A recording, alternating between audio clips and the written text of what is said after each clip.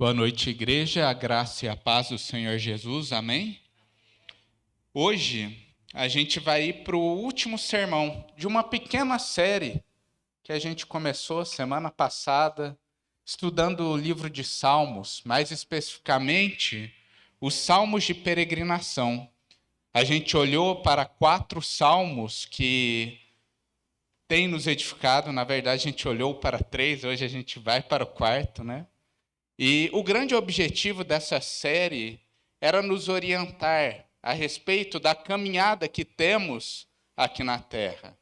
Estamos numa caminhada, estamos vivendo em um tempo difícil, mas há um final, há um grande alvo que a gente está buscando no final dessa caminhada. E a gente precisa de instrução de como percorrê-la, de como passar por essa vida. Olhamos para 3 salmos até aqui e eu gostaria de destacar alguns pontos que falamos. No salmo de número 128, quinta-feira passada, a gente viu que, como peregrinos, devemos ser tementes a Deus, sabendo que grandes bênçãos vêm sobre aqueles que verdadeiramente temem ao Senhor.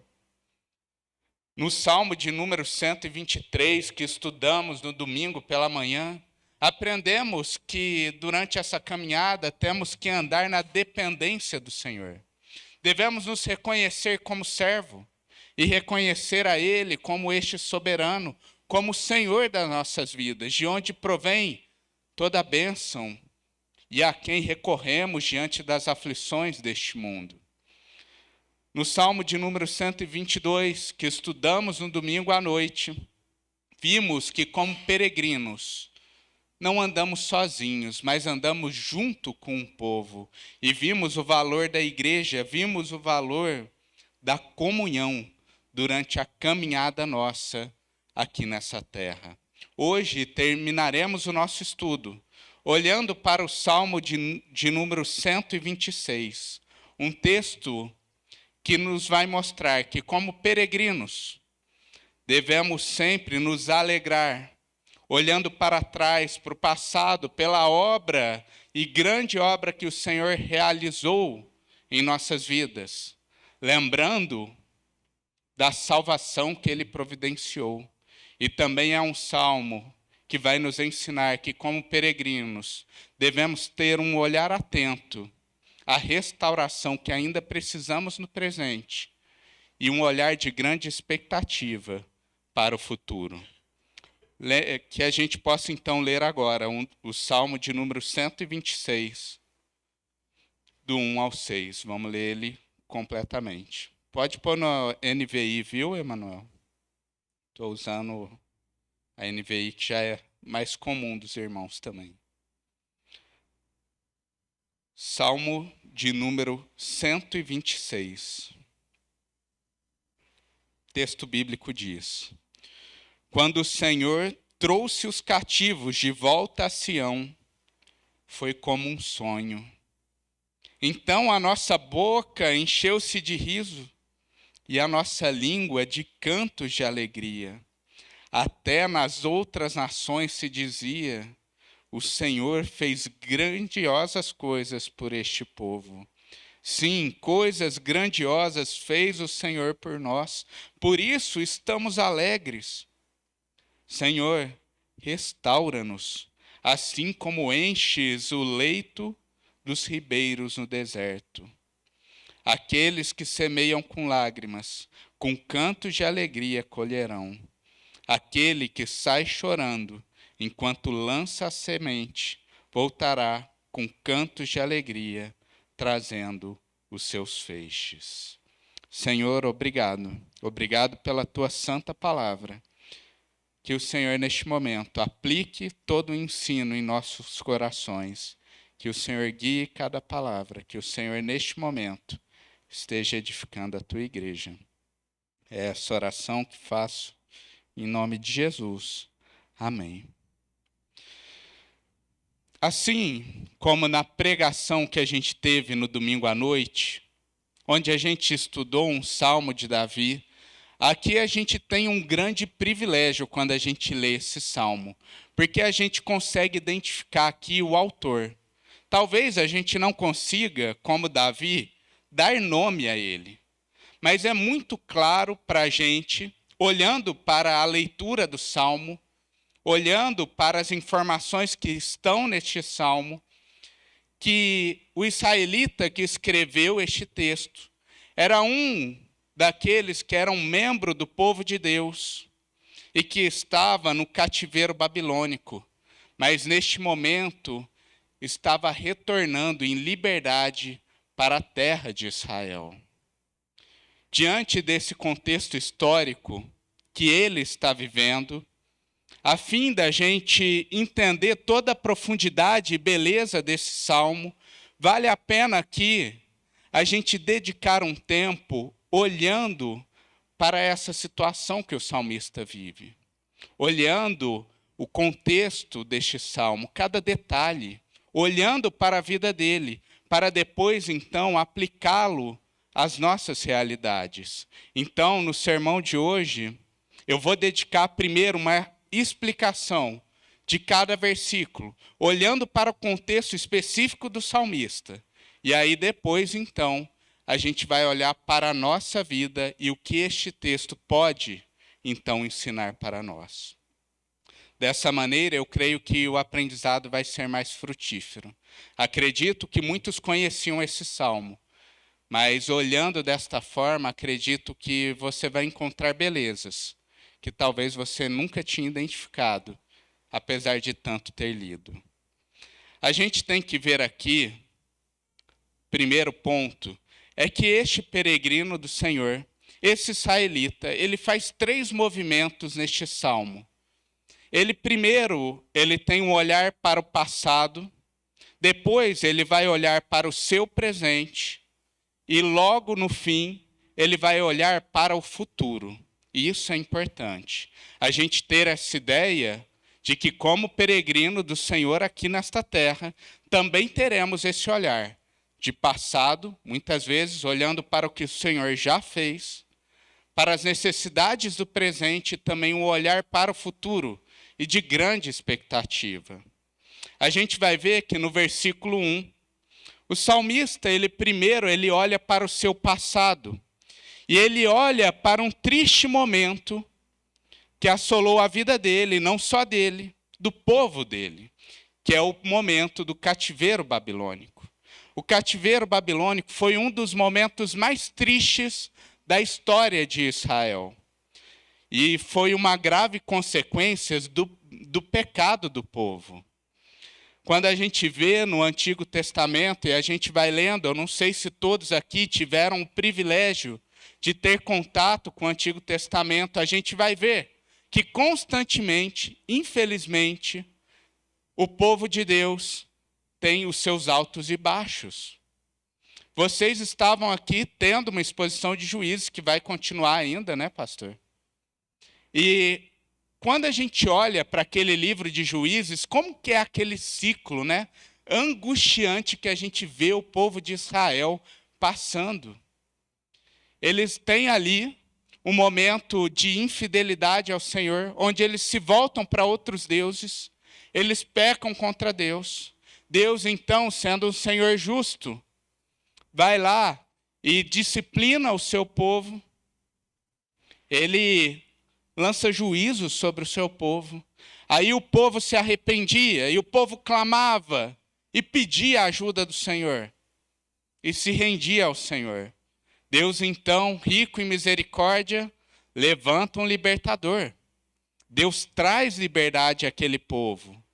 Mas o que a gente vê logo em seguida é que aquele povo que experimentou dessa graça de Deus, dessa libertação do Senhor, logo caía novamente.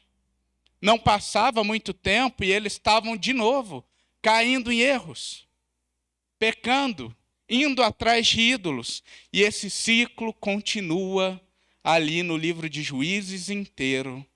Depois de Juízes vai vir então a monarquia. E não muda muita coisa. A gente vai ver uns altos e baixos. Vai ter alguns reis bons e períodos onde o povo está realmente debaixo de um temor real ao Senhor. Mas vai ter momentos onde vão ter reis horríveis, idólatras, e o povo também vai estar lá, pecando contra Deus. Esse ciclo várias vezes é repetido. Deus diversas vezes demonstra sua misericórdia e graça ao povo, mas o povo continua pecando, até que vem então este duro juízo, que é o cativeiro babilônico.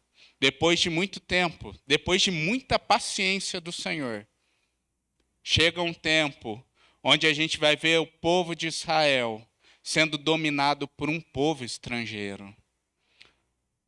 Os babilônicos vão vir com toda a sua força. Eles vão vir e vão destruir até mesmo Jerusalém, que no último culto falamos daquela cidade tão bela e tão majestosa para o povo de Israel. Tudo foi destruído.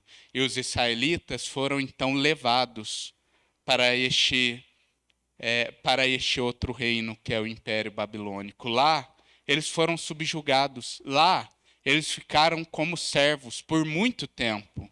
Os israelitas, por conta dos seus pecados, saem de um período de ouro, com o reinado de Davi e o reinado de Salomão, para um período devastador. Suas cidades estão em ruínas, eles são servos de um povo pagão. Eles vivem um triste tempo, onde eles nem conseguem louvar ao Senhor nesta terra estrangeira. O Salmo 137, no versículo 3 e 4, vai dizer o seguinte: pois lá, aqueles que nos levaram cativos, os babilônicos, nos pediam uma canção, e os que nos destruíam, que os alegrássemos, dizendo: cantai uma das canções de Sião. E a resposta do israelita é: como cantaremos a canção do Senhor em uma terra estranha? Olha a angústia que o povo estava vivendo. Talvez alguns de vocês já experimentaram disso também.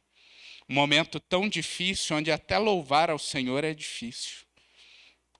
Onde nem mesmo encher os seus lábios para louvar e cantar, até isso, que parece tão simples, se torna pesado, se torna complicado. Eles estavam vivendo essa situação.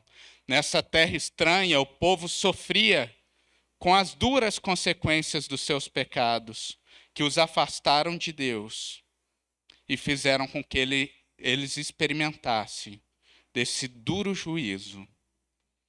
Diante deste cenário, vale aqui ressaltar que esperança havia para esse povo.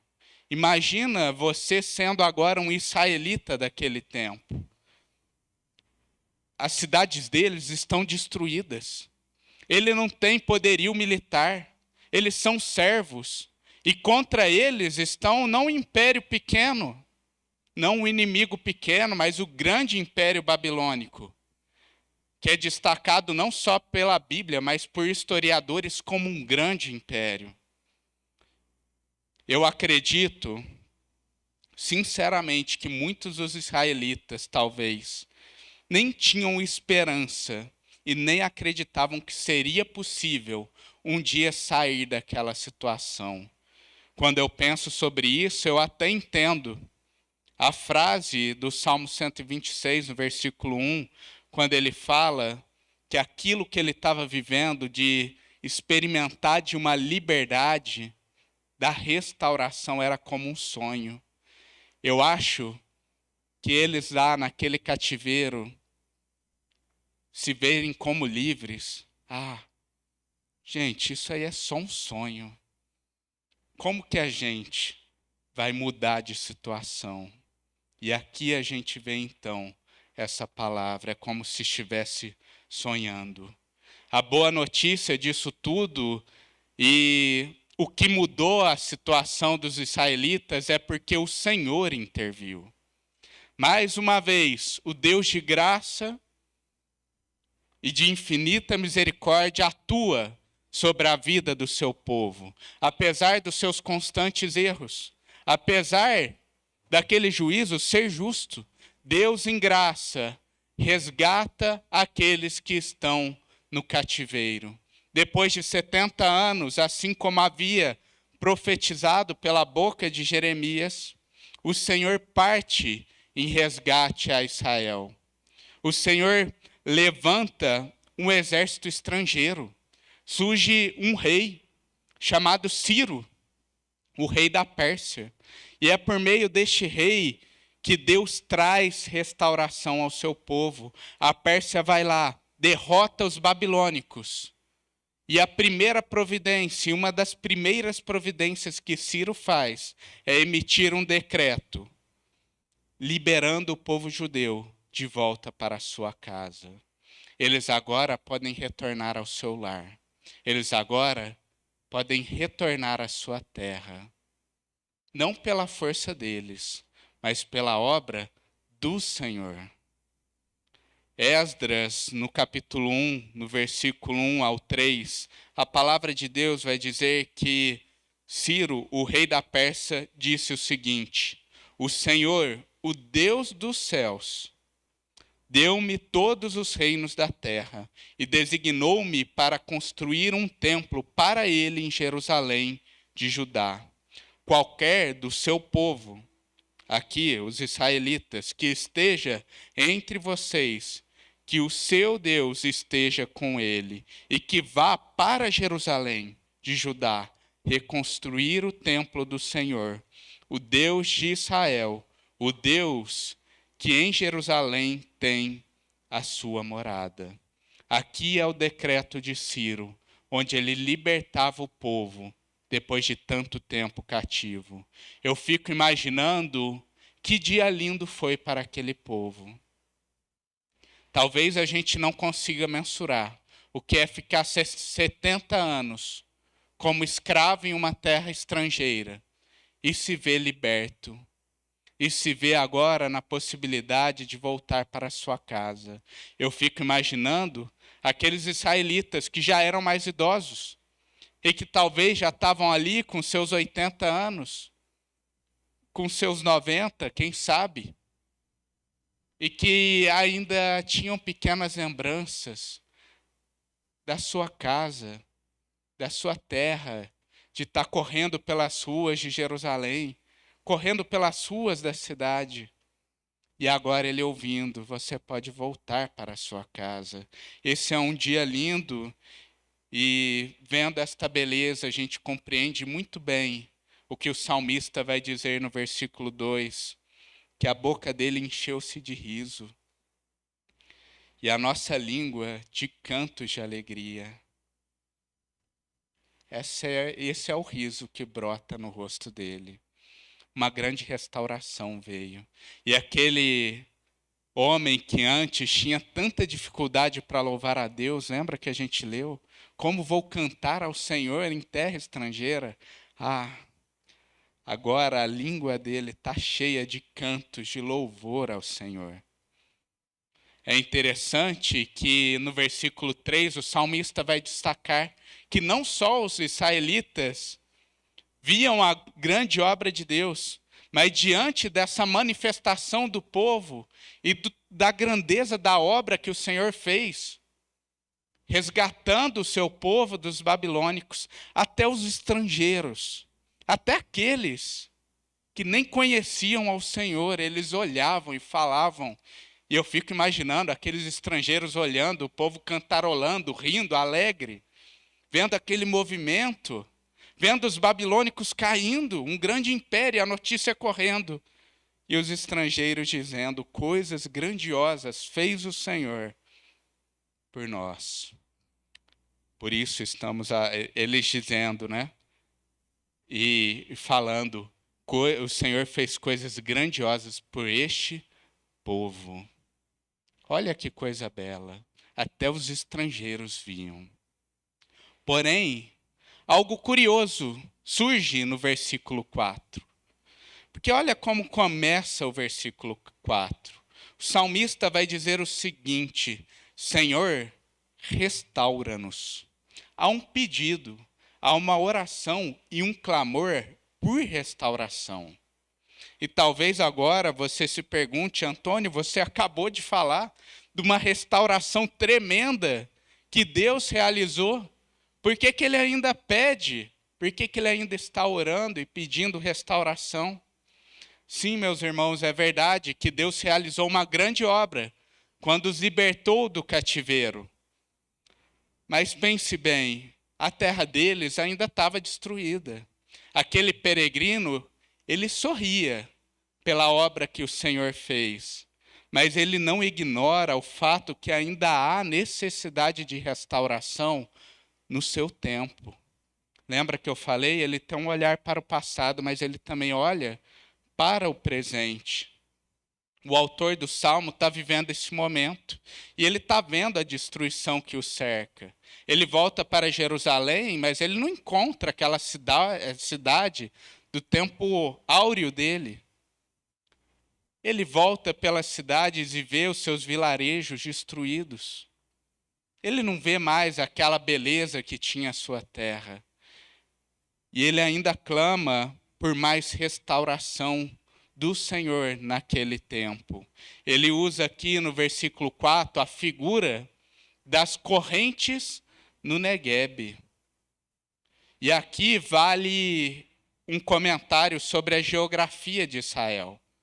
Algumas traduções estão correntes do Neguebe, outras traduções está aí as enchentes que corriam nos leitos. Por que isso? A gente, pelo pouco que a gente vê, às vezes até pelo jornal, já dá para ter essa percepção que lá em Israel tem muito deserto. A terra lá, em muitas regiões, é seca, árida, tem pouca chuva. E isso é uma realidade. Mas nesse deserto em específico, que é o deserto de Neguebe, um fenômeno incrível acontece em algumas épocas do ano. Nas épocas de grandes chuvas, de muitas cheias, uma grande quantidade do norte, uma grande quantidade de água do norte vai descendo por aqueles leitos secos. E é incrível. Tem no YouTube, viu? Depois procura lá, correntes do Neguebe, torrentes do Neguebe. É incrível. Porque você está no meio do deserto e você está vendo lá um leito, um buraco seco, seco, seco. Mas como que de repente vem uma quantidade de água absurda e vai forrando todo aquele leito que estava seco com grande quantidade de água. Vai trazendo vida àquela terra que estava morta. Ele usa essa figura aqui, remetendo à restauração que o salmista espera no seu tempo. Ele encontra uma terra destruída e assolada, mas ele clama ao Senhor: restaura-nos.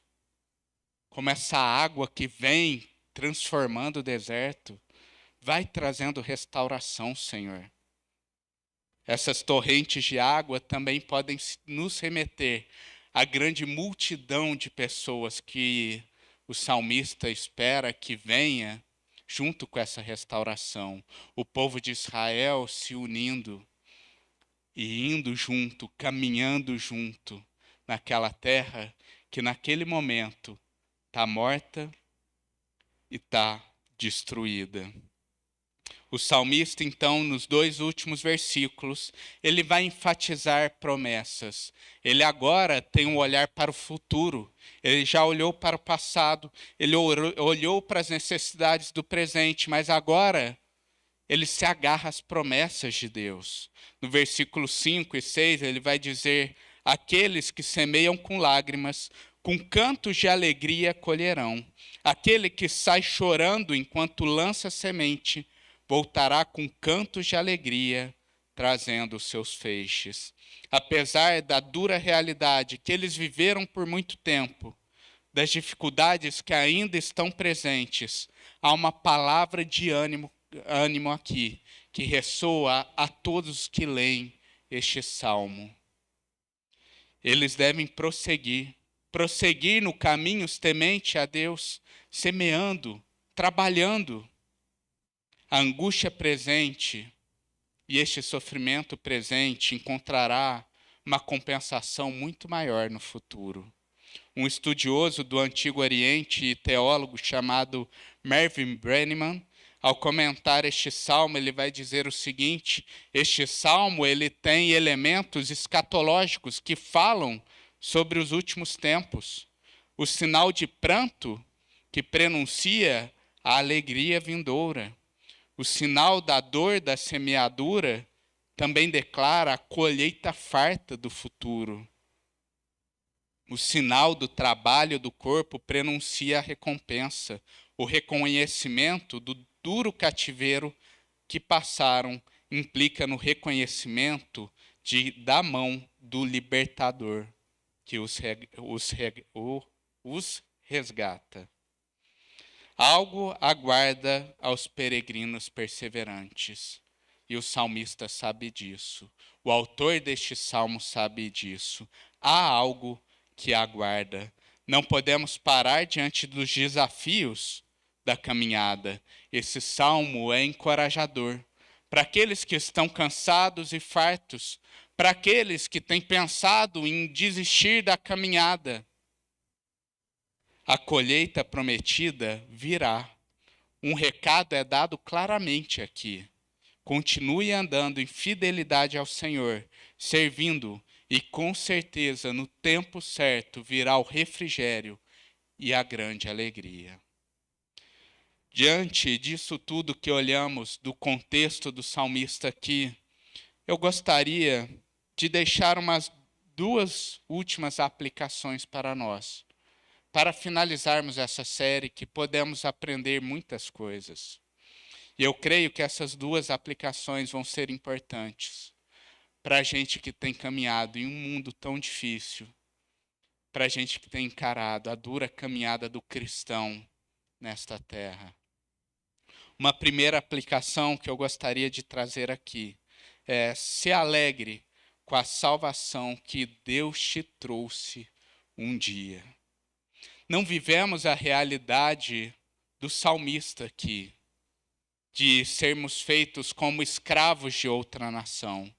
Porém, em João 8,34, Jesus vai nos alertar que todo aquele que vive pecando é escravo do pecado. Mais duro do que qualquer servidão que o mundo possa oferecer é a escravidão espiritual, que cerca aqueles que ainda não conheceram ao Senhor. Aqueles que ainda não conhecem ao Senhor enfrentam algemas, mas não são algemas físicas, que talvez pela força do braço ou com algum instrumento possa ser cortado. Mas são algemas que estão lá no coração e que o homem, por sua própria força, não consegue quebrá-la. E todos os homens nascem nessa triste situação. Como Paulo diz em Romanos 3,23, todos pecaram. Mas a grande notícia é que um dia Deus, pela livre graça dele, nos trouxe o conhecimento do Evangelho. Nos apresentou a Cristo Jesus. E em Cristo, crendo em Jesus, sabemos que somos libertos do pecado, resgatados para uma nova vida, e vivemos então um tempo novo. Um tempo novo. Em Jesus, gente, somos filhos de Deus. E meu irmão, isso é como um sonho. Lembra da palavra do salmista? É como um sonho. Quem poderia imaginar que nós, sendo quem nós somos, poderíamos experimentar de sermos filhos de Deus? Isso é coisa que é como um sonho. É como se nós estivéssemos sonhando. Essa é a maior obra que Deus realizou na nossa vida. A maior libertação e restauração que Ele nos trouxe. Afinal, só Ele poderia trazer a solução e Ele trouxe. Por isso, eu destaco que precisamos sempre nos lembrar da nossa salvação. Olhar para trás e celebrar o dia que conhecemos a Jesus, o dia em que as escamas dos nossos olhos caíram e a gente pôde enxergar a cruz. Que a gente possa celebrar esse dia. Essa lembrança é poderosa e pode nos resgatar um sorriso no dia difícil. Talvez você esteja vivendo um dia como o salmista destacou, um dia de perturbação. Ele via a sua terra arrasada, mas ele olhava para trás e despertava um riso no seu rosto. Celebre a salvação no Senhor e se lembre disso. Deus sempre valorizou o aspecto da lembrança do seu povo. Vocês mesmos que estão aí estudando o livro de Juízes, esses dias estava aqui, né? Foi na EBD do último domingo? Não, do penúltimo domingo. Não, os dois últimos. Eu acho que foi no último. O pastor destacou o seguinte, que lá em Juízes 2:10, o problema nevrálgico para o povo de Deus naquele tempo de infidelidade é porque eles não conheciam o Senhor e o quê? Eles não lembravam, eles não sabiam o que o Senhor havia feito. Olha o perigo da gente não olhar às vezes para trás e reconhecer a obra que o Senhor realizou na nossa vida. Nunca se esqueça do que Deus fez para você. E isso será um instrumento poderoso para te manter nos caminhos do Senhor. E um segundo ponto, uma segunda aplicação que eu gostaria de trazer aqui, é entenda o momento que vivemos, onde a gente já desfruta de muitos benefícios, mas ainda não experimentamos de tudo plenamente. Hoje, nesse tempo em que nós já experimentamos da salvação, aqueles que creram em Jesus, eles experimentam do fato que são salvos, porém, eles ainda não experimentam a plenitude disso tudo. Vivemos um tempo de tensão que a gente lá na teologia, lá no seminário, chama do já e ainda não. Um momento onde a gente já desfruta de muita coisa, mas ainda nos falta alguns aspectos. Por exemplo, nós já somos santos, já somos separados por Deus. Paulo chama os crentes nas diversas cartas de santos. Já somos.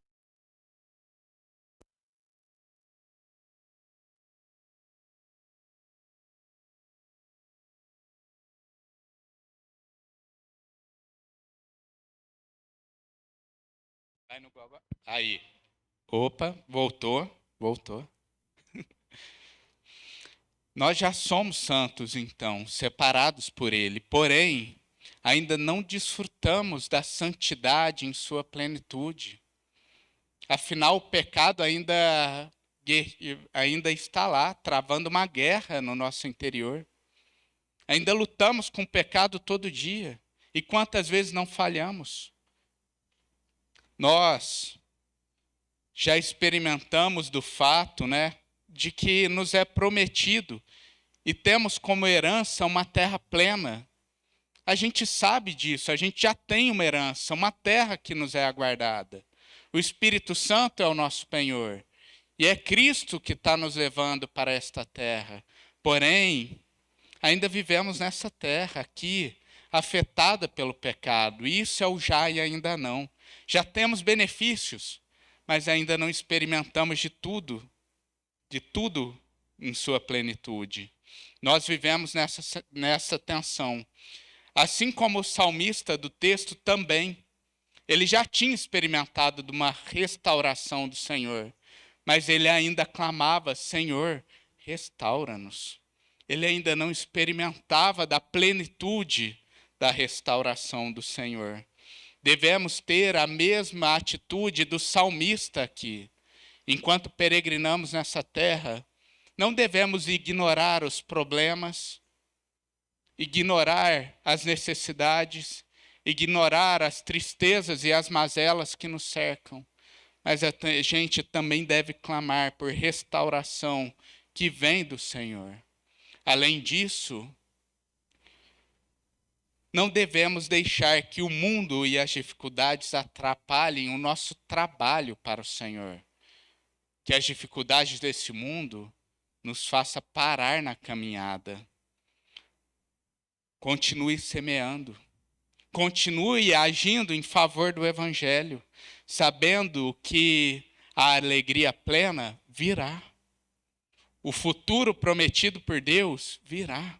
Porque o nosso Deus, ele é fiel e ele cumpre as suas promessas. E que maravilhosas promessas nos aguardam. Então continue semeando, continue trabalhando, continue servindo ao Senhor e bendizendo o nome dele. Pode ser que a gente vá sofrer privações no presente, mas as dificuldades são pequenas quando comparadas à alegria de ver a salvação esperada e plena no Senhor. A presença do Cordeiro de Deus junto conosco. A adoração do povo pela eternidade a Deus. Tudo isso é grandioso demais diante das pequenas tribulações e provações que vivemos no tempo presente. Que sejamos peregrinos alegres pelo que Deus já fez em nossa vida. Que desfrutemos dessa alegria pelo que o Senhor realizou em nós. E também desejosos e ansiosos pelo que Ele ainda fará. Amém? Amém. Muito obrigado, viu, gente, por esse tempo aqui.